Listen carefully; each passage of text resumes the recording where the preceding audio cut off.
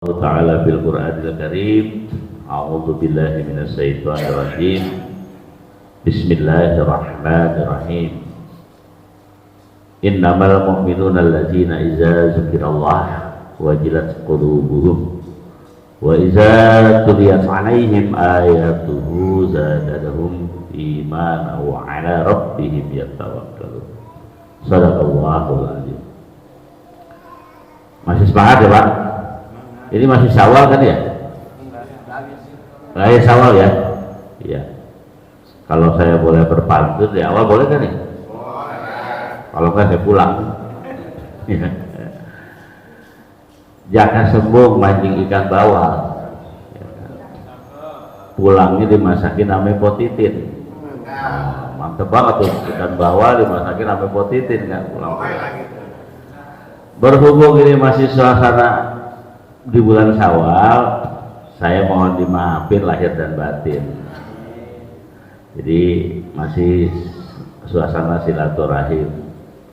Nah ini saya baru aja dapat kabar beberapa waktu yang lalu terjadi sebuah kerusuhan, Pak. Tepatnya di Sumatera Utara. Tahu Brastagi, Pak? Brastagi itu terjadi kerusuhan. Itu para penduduk dari Jawa diusir-usirin, dideportasi, suruh keluar dari Brastagi. Alasannya cuma satu, karena orang-orang Jawa di sono pengen kota Brastagi diganti jadi Beras Kencur.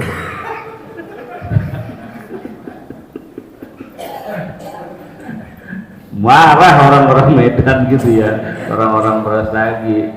Orang kota udah bagus, beras lagi diganti beras kencur ya kan, nanti pada bau kencur semua. Nah ini intermezzo aja ini Pak ya, biar nggak ngantuk kita ya.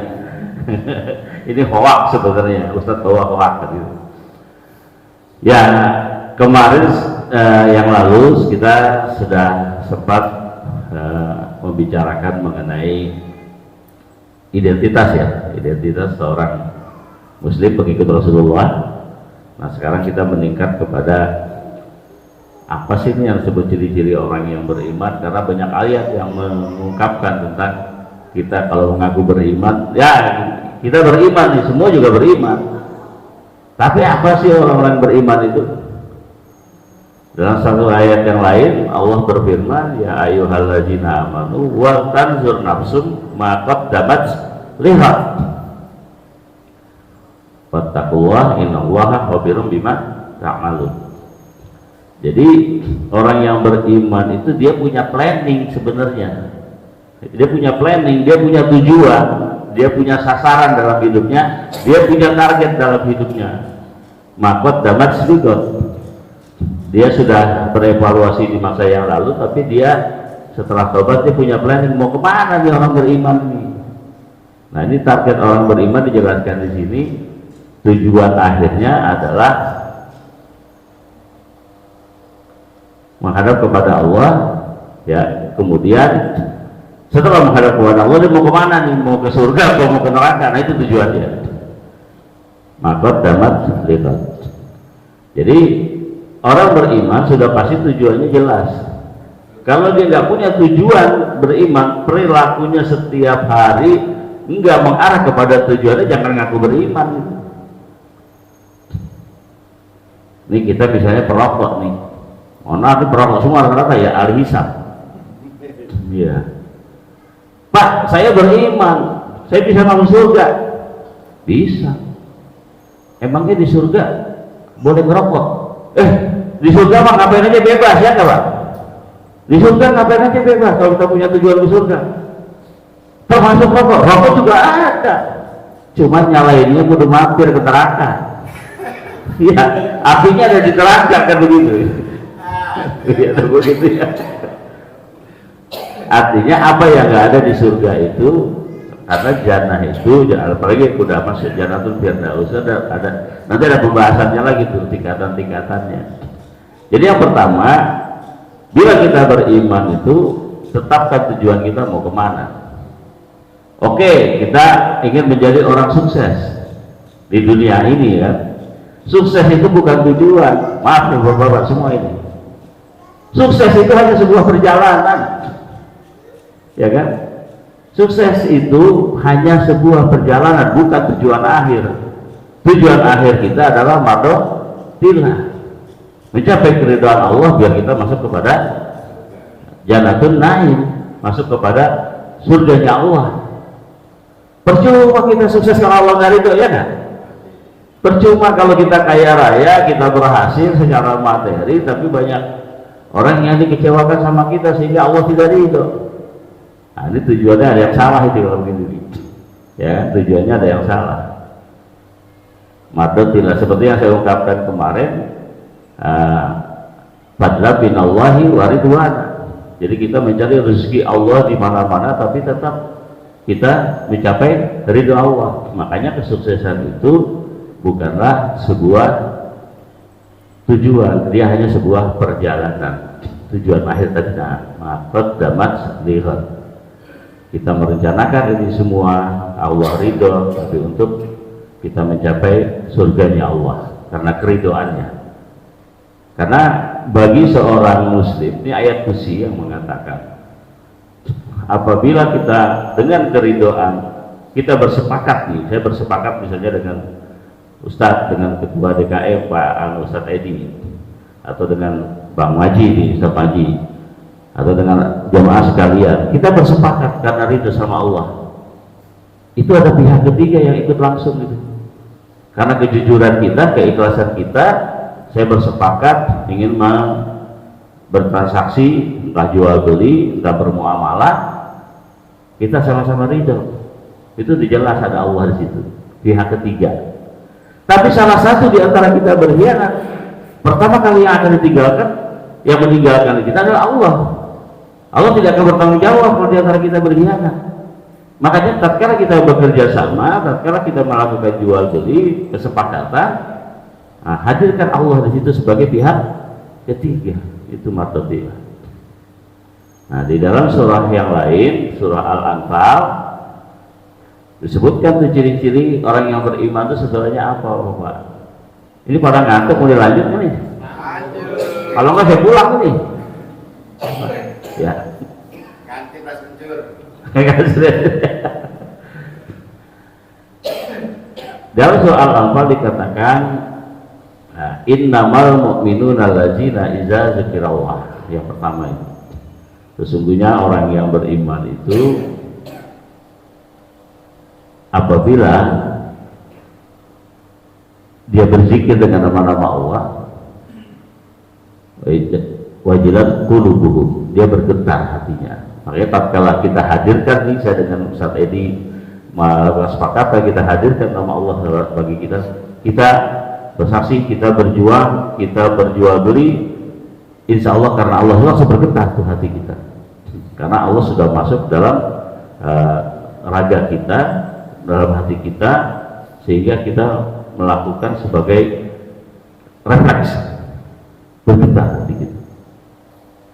Nah, ini orang beriman. Sekarang disebutkan dimanapun, kapanpun, ya kan, dalam keadaan apapun, itu nama Allah dikumandangkan, disebutkan, diberikan tausiah tentang kebesaran Allah, dia bergetar hatinya, bahkan dia sampai menangis. Nah, itu ciri orang beriman itu. Yang kedua, wa iza tuliyat alaihim ayatuhu zadatuhum imanan. Apabila dia diperdengarkan ayat-ayat Allah, kebesaran-kebesaran Allah melalui ayat-ayat Allah tadi. Ayat Allah ini kan ada dua kan, ayat kauniyah dan ayat kauniyah, ya kan. Jadi ayat-ayat yang diperdengarkan tertulis dan ayat-ayat yang kita lihat setiap hari, ya, yang kita bisa ikra, ya, yang bisa kita baca, kejadian-kejadian kita beritiba, kita mengambil hikmah dari situ. Wa iza tuliyat alaihim ayatuhu zadatuhum imanan. Iman kita bertambah gitu loh, jadi nggak statis. Ada dengar pengajian gitu kan, masya Allah, itu kita bisa menetikan air mata. Kita menambah keimanan kita, menambah ketakutan kita kepada Allah, menambah ketakwaan kita kepada Allah. sehingga perilaku kita juga berubah, ya kan? Jangan mengaku beriman tapi STMJ. Tahu STMJ? Sholat terus maksiat jalan, ya Pak. Sholat tapi masih ke puskesmas yang non BPJS, no? Tahu puskesmas non BPJS, pusat kesenangan mas-mas. Itu BPJS nggak laku katanya itu Pak Haji. Ya Bang Iwan ya, itu bahaya itu. Ngaku sholat tapi masih, kalau kata orang Jawa wedoan gitu ya. Ngaku sholat tapi masih berbuat zina. Masih sholat tapi masih berghibah. Bahaya nih, bahaya ghibah Pak. Ghibah itu kalau benar jadi ghibah, kalau salah jadi fitnah. Ini bahaya nih zaman sekarang, apalagi tahun politik begini nih. Tahun politik, masya Allah. Yang kata benar itu diputar balikan di medsos, di mana segala macam jadi salah itu. Yang salah kayak dianggap benar gitu Pak.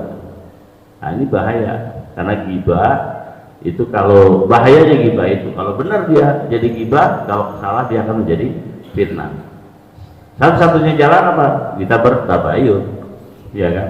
Tabayun, misalnya dapat mendengar tentang kekurangan seseorang, langsung datang, ente bener nggak begini-begini. Nah itu tabayun. Jangan kita termakan oleh omongan orang menjadi fitnah. Nah fitnah itu sama dengan kita makan daging saudara sendiri.